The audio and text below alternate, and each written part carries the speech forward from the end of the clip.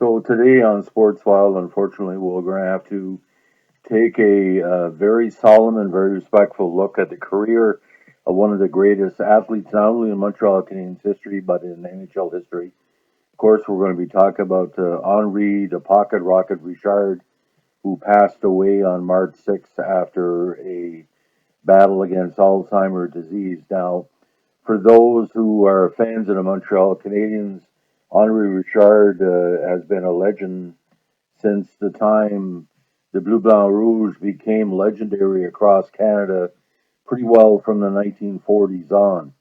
Now, he played center with the Habs, but his role as a player had more to do with his leadership and his pound for pound tenacity than anything else. He played 20 years for Montreal from 1955 to 1975. Now, he was the younger brother of fellow Hockey Hall of Famer Maurice the Rocket Richard. He was 15 years younger, of all things, and quite a bit shorter and quite a bit smaller, and that's where he got the nickname the Pocket Rocket. And he owns many longevity and other records for the Habs, including skating for 11 different Stanley Cup winners as a player, the most in NHL history. And in 2017, he was named one of the 100 greatest NHL players in league history. Now, born on February 29, 1936, he was the son of Alice Darnamé and Onsemi Rachard. His father actually worked for the CPR, mostly at the Angus Yards, and when his older brother Maurice played hockey for the Habs starting in 42, Henri was just a baby to look up at his older brother. He was only 6. Now, when the Rocket became a big star with Montreal, Henri's main goal, besides finding the best path he could in his life, he wanted to emulate his older brother and also decided to go into hockey. Now, Henri's great success as a young player, of course, with the Montreal Junior Canadiens when he was all of 15 years of age, one of the youngest top players in the league of that age for that time. And he led the QMJHL in scoring for 2 consecutive seasons before being promoted to the NHL. Now, when he finally made Montreal in 1955, there was a lot of comparisons between the two, but I really think the only comparison was the tenacity of both players. As strong and tenacious as Maurice was, Henri had kind of a slight chip on his shoulder because of his smaller size. He was more prone to work the corners to be aggressive for the puck. Maurice was more of a what they call a thinking man's player. Henri was more in and out. Richard, when he was would have these famous drives towards the net. Henri was more of a playmaker, a cerebral style, but he still had his own aggressive style. And another thing, Maurice was a left-hand shot. Henri was right. Maurice was more a goal scorer, but Henri was more of a kind of a playmaker. He led the league twice in assists in 1958 and 1963. Where Maurice was strong, Henri was more of a speed merchant. But their physicality really, really stood out.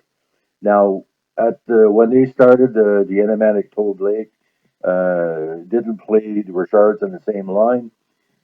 Some people were scared that Maurice would lose a lot of goal scoring opportunities to his younger brother. But as timing would have it, there was a game against Chicago where several injuries to the Habs led Toad to play the Richard brothers together. And when Henri assisted on a goal by Maurice in the third period, he then played them together on a line with Hall of Famer Dickie Moore. Initially, it was more of a father-son relationship. With Maurice would look out for a brother, and he would retaliate against anybody who would go after him. And but when Henri showed he could fight and stand up for himself, that was kind of kind of frowned upon. Some people believe as well that Henri encouraged Maurice to become a better overall player, which prolonged his career as at least 2 or 3 seasons. Uh, there was also when they had to make decisions who was going to be the lead player for Montreal. The very talented Marcel Bonin replaced Maurice on Henri's line, and when Henri's line eventually continued to produce goals, the people knew that Henri was the real deal. He didn't need his brother as a shadow or what he calls somebody to look after. Now his first breakthrough in the All Star uh, side of the team of things was 1958 when he was named the first All Star team, and in '59 he was named to the second All Star team, which he also got in '61 and '63. Now this is where the legend of Henri Richard as a money player came in. Just like his teammate John Beliveau, who would sometimes pace himself in the regular season, once the playoffs would start, it would be extremely dangerous in the postseason. Now, Henri's first big recognition in the postseason after Montreal revised their dynasty in the '60s when he scored the Stanley Cup clinching goal in overtime of Game 6 of the '66 finals against Detroit, a controversial goal actually that bounced off Henri's body into net, where Roger Crozier thought it was, kicked in. Now, of course, in the '71 Stanley Cup Finals, the infamous game-tying and game-winning goal in Game 7 against the Chicago Blackhawks, infamous because leading into the second half of the game, Montreal was behind 2-0. I spoke to Jacques Lemaire about the goal he scored almost from half ice against Esposito. That was one of the telling goals. But when Richard scored two very key goals right after, he Richard was the guy that could put Chicago away. See, Richard was good on defense as well. He could score when need be. The comparisons of Richard over the years have included players like Davy Keon, Gilmore, who were strong on defense, would score at the time. But the big thing, the thing about the '71 final, for some reason, Richardo was getting in trouble with management, especially the coaching staff in that series. And Al McNeil, who was actually a former teammate of Henri and Maurice, became head coach of the Montreal Canadiens. Uh, who was benched after Richard made it public that he felt McNeil was discriminating against the French-speaking players. He basically said that McNeil, le mot français incompétent, the translation is direct in English. He believed, and I believe so too as well, Al McNeil was incompetent with dealing with the French-speaking players of the Montreal Canadiens. And Henri Richard went on to say he called McNeil the worst coach I had ever played for. And because of this, McNeil did win the cup that year, but he was getting death threats. He was getting death threats towards the family. He's a bodyguard. He won the cup, and even though McNeil and Richard Lecker later reconciled, when Beliveau left in '71 after the playoffs, he became captain. Now, he was captain between '71 and '75. And of course, 1975 was a tough year when he left because they were winning 2 games and making the Stanley Cup Finals, and he probably would have won the cup that year against the Flyers, but it was just too early for that last dynasty of '76 and '79 that Montreal had.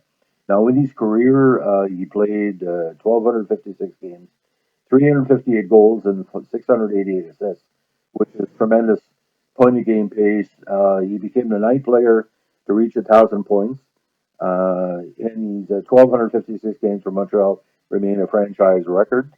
Uh, there's only one player in the history of sports to compare to his championships, of course, and it's a totally different sport altogether than hockey. Bill Russell of the Celtics.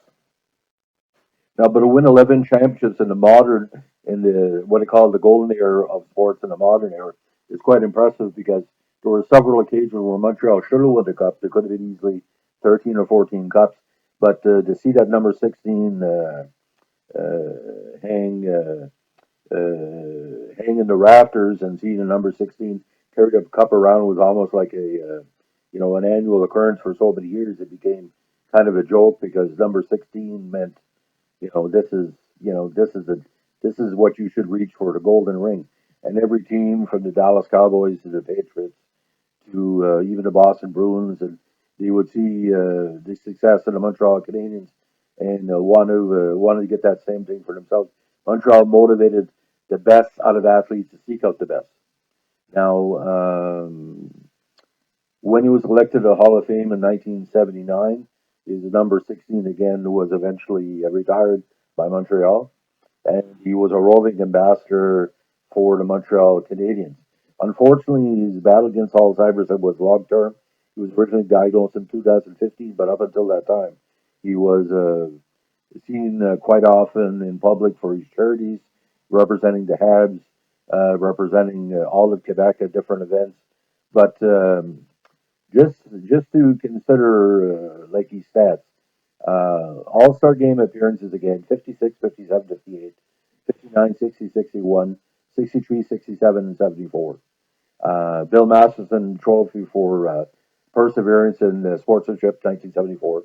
Again, first All Star team 58. Second All Star team 59, 61, 63.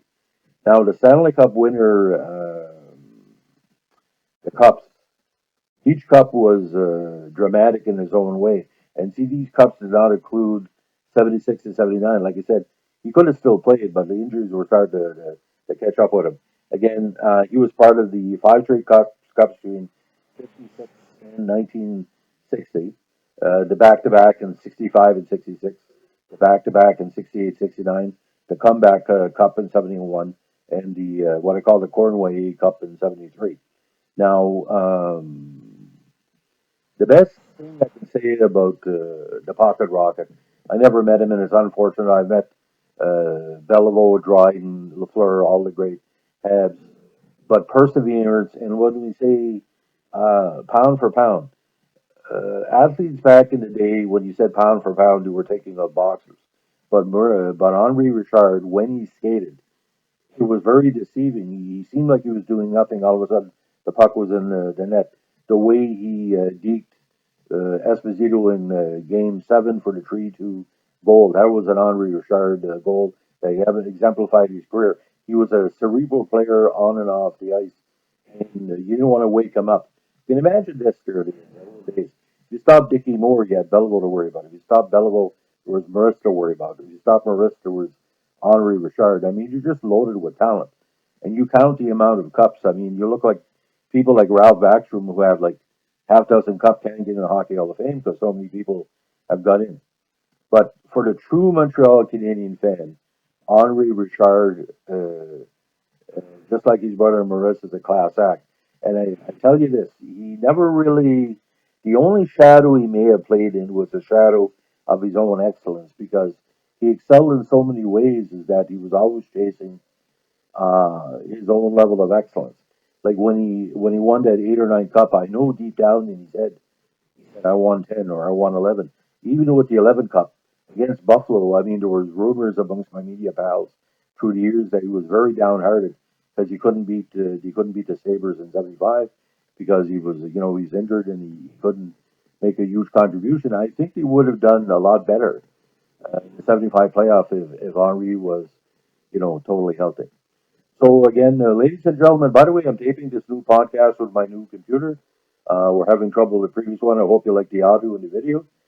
Please enjoy it, and like if you like what I'm doing, please leave me a like, a subscribe, or a comment. And if you don't like it, like we like to say up in Beresford, New Brunswick, the old driving, if you don't like it, don't tell anybody. It doesn't benefit any of the Habs fans I do this for if you don't like my podcast because I do it for them. I don't do it for me. So. Anyway, rest in peace, Henri. And speaking français, c'est chose qu'on aime. There's a thing we love about you. You are always real. So have a good day.